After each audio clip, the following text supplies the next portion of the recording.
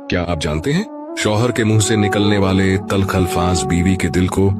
ऐसे चुभ जाते हैं जैसे किसी ने गहरा जख्म दे दिया हो, और ये जख्म दिखाई नहीं देते लेकिन जिंदगी भर याद रहते हैं।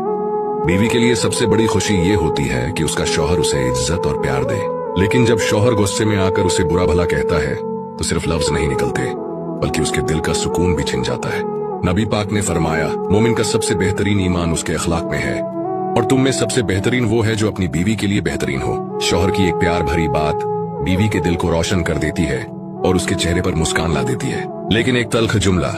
उसके जज्बात तोड़ कर रख देता है। अब सोचिए,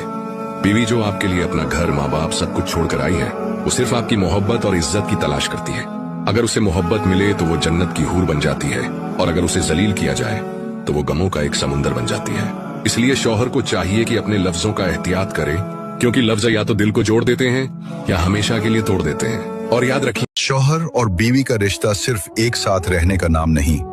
ये अल्लाह पाक की तरफ से अता की गई एक मुक़द्दस अमानत है। जितना शौहर अपनी बीवी के करीब होता है, जितना उसके दिल की बात समझता है, जितना उसकी खामोशी को महसूस करता है, उतनी ही ज्यादा अल्लाह पाक की रहमतें उस घर पर नाजिल होती हैं।